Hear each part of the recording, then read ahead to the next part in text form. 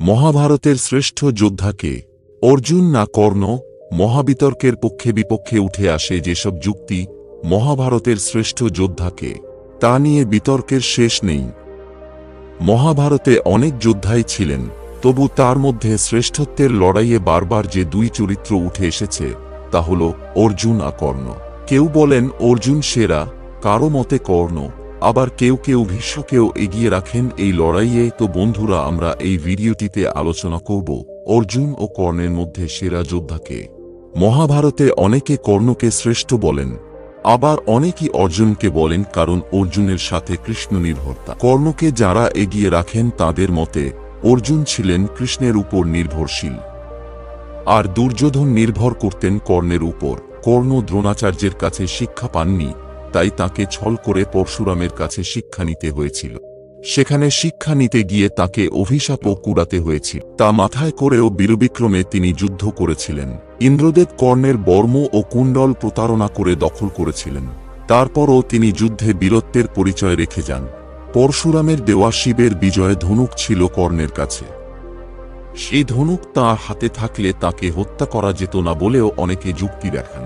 ধনুক বিহীন করে তাকে হত্যা করা হয়। তারপর কর্ণ একাই জরাসন্ধকে পরাজিত করেছিলেন। পক্ষান্তরে রাজা ভগদত্তকে অর্জুন পরাজিত করতে পারেননি। কর্ণের কাছে তিনি পরাজয় স্বীকার করেছিলেন।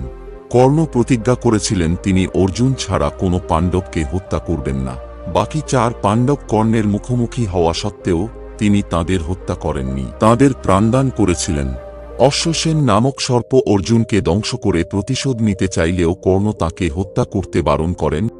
প্রথম অর্জুনের তীরে কর্ণের রথে কয়েক গজ পিছিয়ে যায়, তারপর কর্ণের তীরে অর্জুনের রথ কয়েক ইঞ্চি পিছিয়ে যায়। তারপর কৃষ্ণ কর্ণের প্রশংসা করেন। অর্জুনের তীরে কয়েক গজ পিছিয়ে যাওয়ার পরও কেন কর্ণকে বাহবা দিয়েছিলেন তার যুক্তিও দেন ভগবান শ্রীকৃষ্ণ।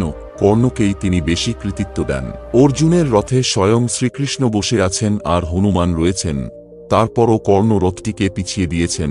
আর তার পরিপ্রেক্ষিতে যারা অর্জুনকে শ্রেষ্ঠ মনে করেন তাদের যুক্তি, কর্ণ কবচকুণ্ডল থাকা সত্ত্বেও দ্রুপদের কাছে হেরেছেন, অর্জুনের কাছে একাধিকবার হেরেছেন, বিরাট যুদ্ধেও হেরেছেন আদি পর্বে। ভীমের কাছে হেরেছিলেন কর্ণ, গন্ধর্বরাজ চিত্রসেনের কাছেও হেরেছিলেন। অর্জুন প্রথম ও শেষ জনকে পরাজিত করেছিলেন।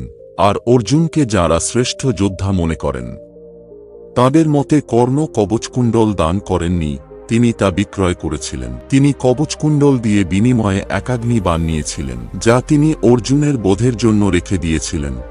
আর বিজয় ধনুক কতজনের কাছে ছিল তা নিয়েও মহাভারতে নানা উপাখ্যান রয়েছে। কর্ণ শুধু অর্জুনের কাছে নয়, কুরুক্ষেত্রের যুদ্ধে ভীমের কাছে 5 থেকে 6 বার হেরেছে। ভীমকে হারাতে পেরেছেন মাত্র একবার। সাত্যকীর কাছেও হেরেছিলেন কর্ণ। অভিমন্যুও 2 বার কর্ণী বাণ দিয়ে কর্ণকে ধরাশায়ী করেছিলেন। আর অশ্বসেনকে কর্ণ বারণ করেননি। দ্বিতীয়বার অর্জুনকে আক্রমণ করতে এলে অর্জুন তাকে কেটে দেন। অর্জুনের কৃতিত্বের তালিকাটা আরও দীর্ঘ। তিনি দ্রুপদকে বন্দী বানিয়েছিলেন, কর্ণ পারেননি।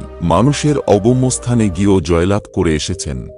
অর্জুন খাণ্ডবপ্রস্থ দহন করতে গিয়ে তিনি দেব, লোকপাল, দিকপাল, দানব সবাইকে পরাজিত করেছেন।